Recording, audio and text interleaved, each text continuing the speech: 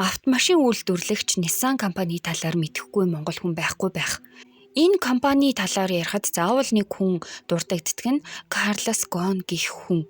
Карлос Гон Nissan-ыг 2 ихт 80 диений үртэй дампуурлаа зарлах гэж байсан тэрхүү хүнд хэцүү нөхцлөөс нь гаргаж үдий зэрэгт хүргэж өгсөн боловч өөрөө эргээд санхүүгийн гэмт хэрэгт буруутгагдсны улмаас онгоцны ачаа тийшний хэсэгт нуугдан Японоос зүгтхаас өөр аргагүй хүрсэн байдаг. Дэлхийд алдартай нөлөө бүхий удирдлагуудын нэгт зөв ёсоор тооцогддог хүн ачаа тийшэнд нуугдаад зүгтаана гэдэг санаанд багтамгүй зүйл байгааз.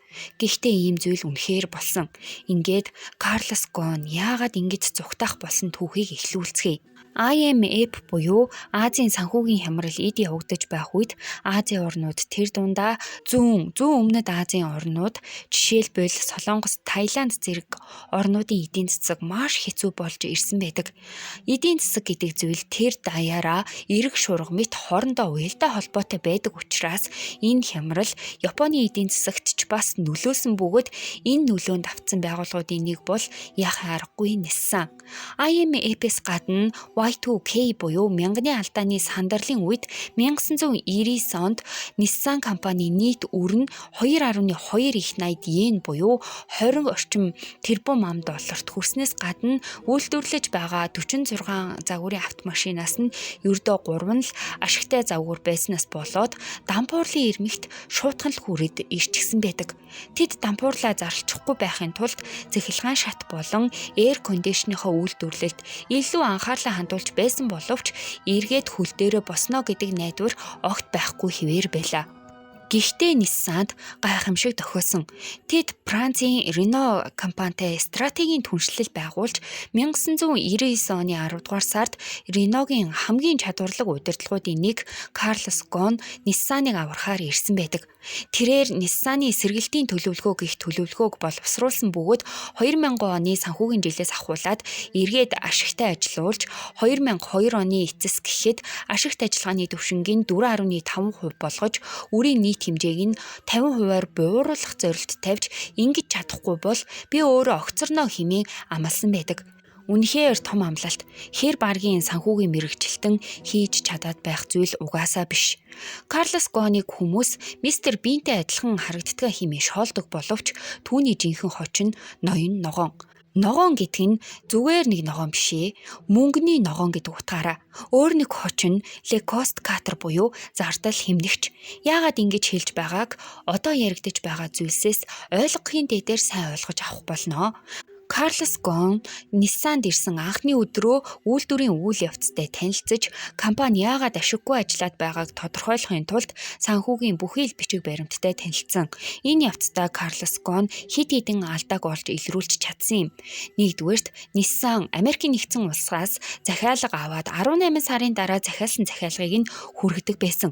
Бүхэл бүтэн 18 сарын дараа захиалга авдаг байхад хэн Nissan-аас захиалга хийх вдэ? Бараг л захиалга хийчгээд мартах шаардлагатай болж байгааз. Карлос Гон энэ асуудлыг шийдвэрлэхийн тулд захиалгын хугацааг багасгаж 6 сар болгох шийдвэрийг гаргасан нь маш оновчтой шийдвэр байсан юм. Хоёрдугаарт Nissan-ыг хэтэрхий олон, бараг л бүх салбарт гар дүрсэн болохыг нь олж мэдсэн. Тодорхойлбол Nissan-ы салбар супермаркет, хүнсний нийлүүлэлтийн компани хүртэл байдаг байсан учраас үйлдвэрлэлтэд хамааралгүй бүхий салбараас ангижрахаар шийдэж харьяа 1394 компанийн 1390 компанийг зарж эсвэл татан буулгасан. Ингэснээр хангалттай хэмжээний ажилчид давхар цомготголд орчихсон. Эдгээр компаниуд нь Nissan-д бараг л орлого оруулдаггүй хэрнээ жилд 4 тэрбум ам долларын санхүүжилт авдаг байсан тул их хэмжээний мөнгө хэмнэх боломжийг бас олгосон юм. 3 дугаарт жил бүр ашиггүй ажилдаг байсан хэрнээ жилийн төгсгөлд хувьцаа эзэмшигчдэд олгодог ногдол ашгийг болиулсан байдаг. 4 дугаарт тушаал дэвших байдал нь ажилласан жил насыг нь харгалзан үлддэг тогтолцоог нь өөрчилж хэн чадвартай нь хурдан тушаал дэвших систем нэвтрүүлсэн. Мэдээж дээр дурддагсан зүйлс маш олон хүний эрх ашгийг нь хүндсэн асуудал болж хуурсан учраас Япон компани Япон хэлчгүй удирдлагыг эсэргүүцлийн жагсаал хүртэл өрнөж байсан боловч бүх зүйл Карлос Гоны зөв байлаа. Алдагдалд ороод 3 жилийн дараа буюу 2000 оны санхүүгийн жилээр Nissan хамгийн анх удаа ашигтай ажиллаж 2001 онд нийт өрөөнхөө талыг нь дарч чадсанаар Карлос Гон өгсөн амлалтаа 2 жилийн дотор биелүүлж чадсан. Үндэстний хэмжээний нэг компани хөл дээрээ босоод ирнэ гэдэг тухайн улсын эдийн засагт маш гайхалтай нөлөө үзүүлэх нь ойлгомжтой. Тийм ч учраас Япончууд Карлос Гоныг үндэстний баатар хэмээн хүлээн зөвшөөрч эхэлсэн төдийгүй хаа сайгүй түүний талаар ярих болсон. Бүр түүний талаар манга хүртэл хэвлэгдэж хамгийн анх удаа гадны иргэншилтэй эзэн хааны нэр хүндийн цэнхэр туузыг зүүсэн хүн болоод зогсоохгүй 2001 онд Time сэтгүүлийн дэлхийн нөлөө бүхий хүмүүсийн жагсаалтыг тэргүүлж Билл Гейтс болон бусад дэлхийд алдартай хэд хэдэн бизнесмэнүүдийг ардаа орхисон байдаг. Жаахан хачирхалтай боловч Карлос Гон Япон эмэгтэйчүүдийн хүсэмжит ир болж хуурсан бөгөөд түүний хүүхдийг төрүүлэхийг хүсдэг хэсэг бүлэг эмэгтэйчүүд хүртэл байсан гэх. Дампуурлын ирмэгт ирсэн компанийг босгож чадсан гэдэг утгаараа Карлос Гон 2008 оны үед гэхэд Nissan-аас цалин болгож жилийн 19 сая доллар авдаг байсан. Ийм чадвартай хэмжээ авахгүй гэж ч өөр яхав дээ. Гэвч 2008 онд ахин нэгэн санхүүгийн хямрал нүүрэлснээр Карлос Гон авдаг цалингаа 50%-аар бууруулж авахаас өөр сонголтгүй болсон боловч жилийн 10 сая ам долларын цалин гэдэг бага цалин биш. Карлос Гон хийсэн хөдөлмөрийнхөө ачаар маш тансаг амьдралаар амьдардаг байсан бөгөөд 100 сая долларын хувийн онгоцтой 6 улсад хувийн байшинтай шинэ их нэрийн төрсөн өдрийг нийжгэр гэхэд хитрхийн нийжгэр тэмдэглэж өгдөг байсан нь Япон амьдралын хэм маягаас дис өөр байсан гэхэд хэлсдэхгүй. Карлос Гоны талаар бага зэрэг танилцуулаад яагаад баривчлагдсан бэ гэдэг лүү норё. Карлос Гон нь 1954 оны 3 дугаар сарын 9-ний өдөр Бразил улсад төрсөн.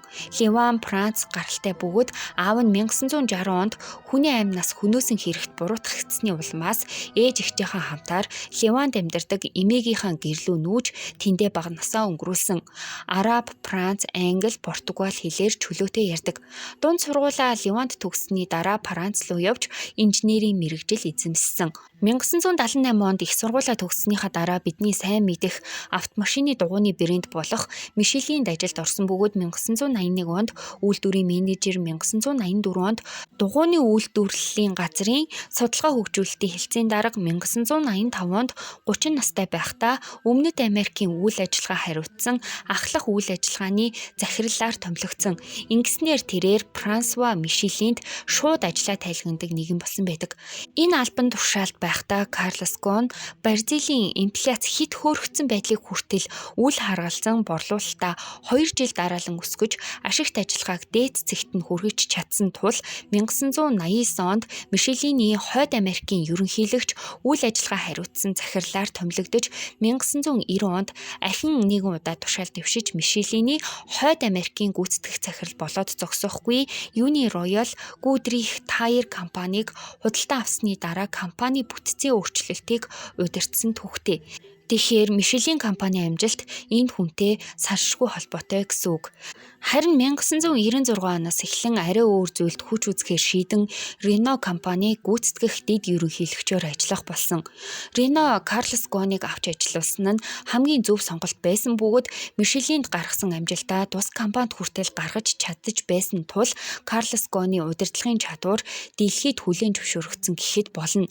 Ингээд 1999 оны 3 дугаар сараас эхлэн Nissan болон Renault-гийн стратегийн хамтарлыг тэргүүлэх болсон байдаг. Мөн түүнд General Motors-оос ажлын санал хүртэл ирж байсан түүхтэй. Энэ бүхнээс дүгнэх юм бол бүх зүйл сайн сайхан өрнсөн байгааз гэхдээ Nissan-ы хувьд тодорхойлбол Япон улсын хувьд Карлос Гоны хэрэгжүүлж байгаа зарим бодлогууд нь 2010-ад оны сүүл үеэс ахуулаад таалагдхаа болсон гэхэд болно. Nissan-ы үйл ажиллагаа явуулдаг албан ёсны хэл нь Япон хэл байсан боловч Карлос Гон англи хэл болгон өөрчилсөн. Мөн тэрээр Nissan-ы захирлын албан тушаалыг хашихаас гадна Renault компани захирлын албан тушаалыг хаших болсон тул хоёр компаниг илүү ойртуулж Яванда нэгтгэх санааг агуулж эхэлсэн хэмээн Япончууд сэжгэлдэг. Энэ нь ч бас үнний ортой. Үүний баталгаа нь хоёр компани өөр хоорондоо эзэмшиж байгаа хувьцааны хэмжээ байсан юм. 2011 оны 11 дугаар сар гэхэд Renault Nissan-ы нийт хувьцааны 43.4%-ийг эзэмшиж байсан бол Nissan ердөө 15%-ийн саналын ирэхгүй хувьцааг эзэмшиж байсан учраас Nissan хизээгүй нэгдэх шахалтад өртгөх болчихсон байсан гэхэд хэлцэхгүй. Карлос Гон энэ тухай асуух болгонд тийм ч гэдэггүй, үгүй ч гэдэггүй байсан болохоор санаархал байна гэж хартахад нөлөөлсөн. Ер нь Nissan Renault-той нэгдэх юм бол маш аюултай байсан. Nissan 2016-нд Mitsubishi Motors-ийн хяналтын 34%-ийг нь худалдаад авчихсан байсан болохоор Renault-той нэгдэх юм бол Япон улсын 2-2 том автомашин үйлдвэрлэгч нь Франц улсын нэр дээр үйл ажиллагаагаа явуулах болчихсон байсан. Тийм ч учраас яг энэ үеэс ахуулаад Карлос Гоны өөрийнх нь хэлснээр бол Японы явуулга нь явж эхэлсэн. 2018 оны 11-р сарын 19-ний өдөр Карлос Гон Францад болох компанийнхаа хуралд огт ирээгүй бөгөөд ирээгүй шалтгаан нь Японы талын баривчилгаа байлаа. Тухайн өдөр Карлос өөрийнхөө хувийн онгоцоороо Японд газардсан бөгөөд газардмагц нь түүнийг 80 сая долларын татвараа нуун дарагдуулж, татварын талингаа буруу өгсөн, компани хөрөнгийг буруу ашигласан хэмээн буруутгаж баривчилсан байдаг. Карлос Гон компани хөрөнгийг буруу ашигласан гэдэг нь бидний ойлголтоос жоохон өөрөө. Тэрээр хоёр компани захирлын албан тушаалыг нэгэн зэрэг хашдаг байсан тул хувийн онгоцоороо байнга шавхуу Франц, Японы хооронд нисдэг байсан ба зарим тохиолдолд амралтаа өнгөрүүлэхдээ хүртэл энэ онгоцоо ашиглаад нисдэг байсан. Харин зардал нь Nissan-ы талаас гардаг байсан тул компани хөрөнгөөс ашигласан хэрэг болсон. За дээрэс нь Nissan болон Renault-гийн хамтрагч байгууллагууд түүнд хөнгөлөлттэй, заримдаа үнэгүй үйлчлэгээ санал болгодог байсныг ашигласан нь буруутан болоход нь нөлөөлчихсөн. Ер нь Nissan-ы нэр төрийг ашигласан хэмээн буруутгагдсан байдаг.